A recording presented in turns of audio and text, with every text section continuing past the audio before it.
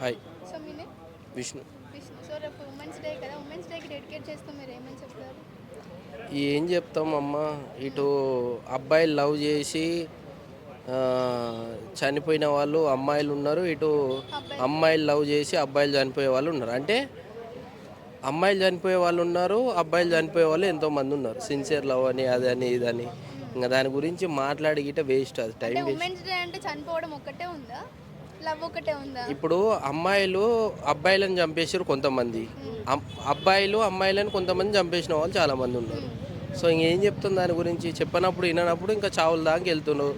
అంటే ఇప్పుడు sincere women's love అని. వేస్ట్ సరే, మీ అంటున్నారా? మీ లైఫ్లో మీకు ఇంపార్టెన్స్ ఉన్న ఉమెన్ ఎవరు ఒకసారి?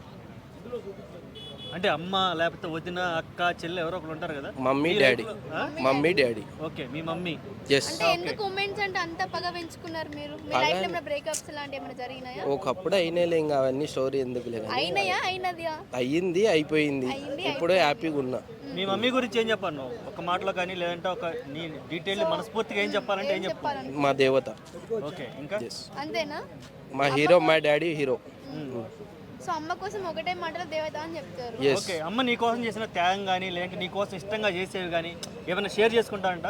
అమ్మ నేను బయట పని చేసి వచ్చి అలసిపోయి పడుకున్నా, లేదంటే అమ్మ కాళ్ళతో ఇట్లాంటి చిన్న చిన్న ఇన్సిడెంట్స్ ఉంటాయి కదా, అవును. లేదంటే నువ్వు స్కూల్కి వెళ్ళకపోతే వెళ్ళరా నాన్న అని చెప్పడం, లేదా చాలా ఏవో చాలా ఏదైనా ఒకటి రెండు చెప్పు. ఒకటి, ఇష్టమైనవి మా అమ్మ నాకు వండి పెట్టడం కానీ, స్కూల్కి వెళ్ళడం అనేది కానీ, లేదంటే అలసిపోయి వచ్చిన బాధపడవు కానీ ఓదార్చడం కానీ. సో చాలా సంఘటనలు ఉన్నాయన్న, చాలా మంచిగా పెంచింది. సో అది ఓకే, అమ్మ కోసం నువ్వేం చేయాలనుకుంటున్నావు ఫ్యూచర్లో?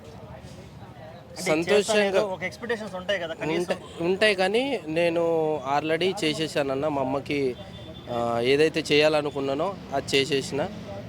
So happy. సో మీ మమ్మీ నీ విషయంలో ఎప్పుడైనా బాధపడ్డదా? ఒక్కసారి బాధపడ్డది, తర్వాత ఏం లేదు. ఇవరకు ఇంకెప్పుడు బాధపడలే?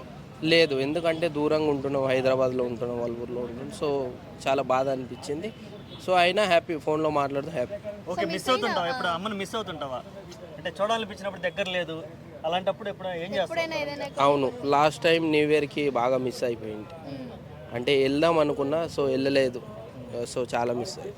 సో ఫైనల్ గా రేపు ఉమెన్స్ డే కదా, మమ్మీ కోసం ఏమైనా చెప్పాలనుకుంటున్నారా? మా మమ్మీ దేవత.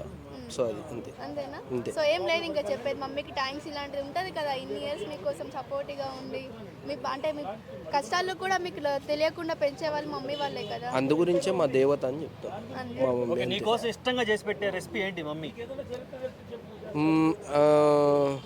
మురుకులు. అవి ఒక మురుకులు అవి ఉంటాయి కదా, ఆయిల్లో వేస్తారు, చాలా ఉన్నాయి. సో అది. ఓకే, నీకు ఇష్టం. ఎస్. అది చేయడం కూడా కొంచెం కష్టం అయినా చేసిద్ది మమ్మీ. చాలా కష్టం అన్న అది. డైలీ ఎన్నిసార్లు మాట్లాడతావు మీ మమ్మీతోని? డైలీ ఒకసారి, ఈవినింగ్ అంతే. ఈవినింగ్ మాట్లాడతావు. Thank you. Thank you.